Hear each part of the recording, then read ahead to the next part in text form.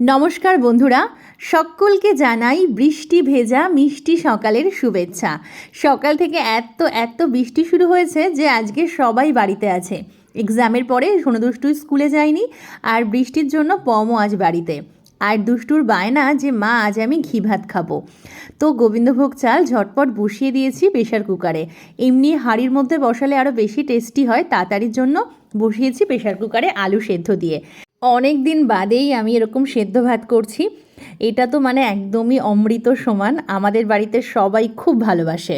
সেটা তারা দুষ্টু এই যে পড়তে বসেছে। দুষ্টু কি পড়ছো?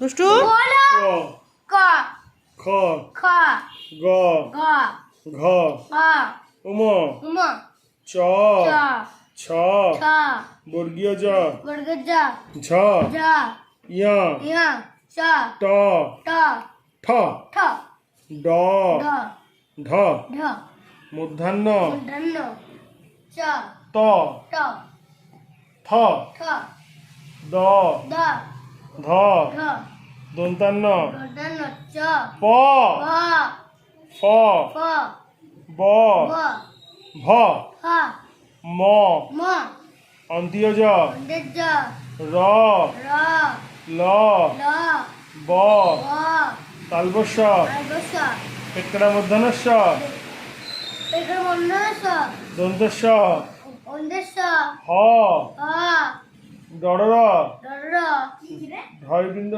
ঢরর বলে ঢরর ঠড়রা শূন্যরা অন্ত্যস্তীয় অন্ত্যস্তীয়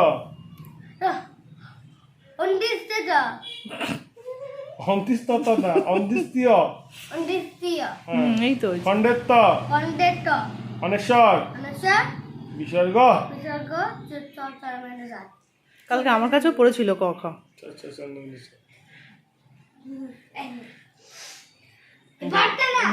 তো সকালের পরিবেশটা তোমাদের সাথে একবার দেখিয়ে দিলাম। আর এদিকে এখন দেখো আকাশের মুখ কত ভার হয়ে আছে, যেন কত অভিমান করে আছে আকাশ।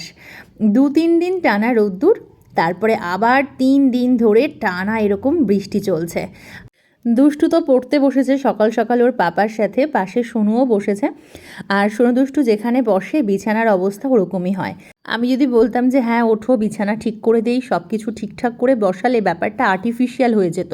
আর এখন যেটা দেখালাম একদম ন্যাচারাল। বাড়িতে বাচ্চা থাকলে এরকমই হয়।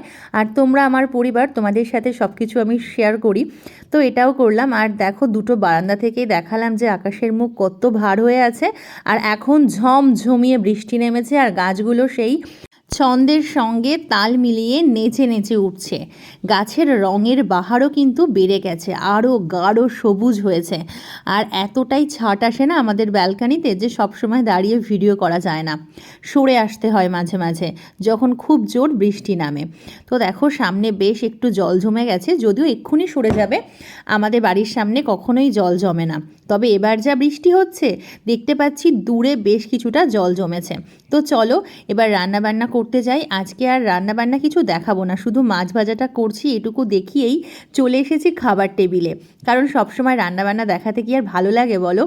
আজকে আমি রান্না করেছি পার্শে মাছের ঝাল, আর করেছি ওল দিয়ে চিংড়ি মাছ। ওল দিয়ে চিংড়ি মাছটা কিন্তু দারুণ জমে। কিছু জিনিসের সাথে চিংড়ি মাছটা দারুণ জমে, যেমন পটল আলুর সাথে, ডয়রা কলা আলুর সাথে, এমনিতেই চিংড়ি মাছ যেটাতে পড়ে তার স্বাদ বাড়িয়ে দেয়।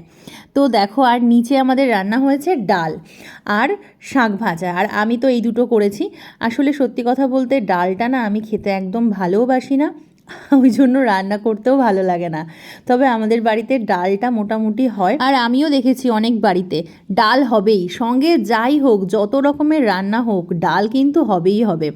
মোটামুটি আমাদের বাড়িও সেরকম, তবে এখন আমি খুব একটা পছন্দ করি না বলে একটু কম হয় আর কি।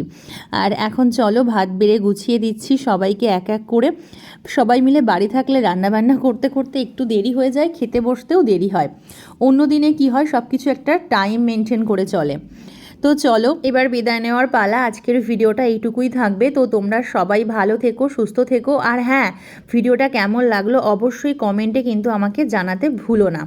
তো একদম গুছিয়ে নিয়ে বসে পড়েছি, আর দুষ্টু হাত দিয়ে দেখাচ্ছে যে ও কী কী খাবে না। এটা রোজই করে, যা যা রান্না হয় এটা খাবো না ওটা খাবো না এটাই বলতে থাকে, আর আমি বলি সব কিছু খেতে হবে। তো চলো আজকের মতো টাটা।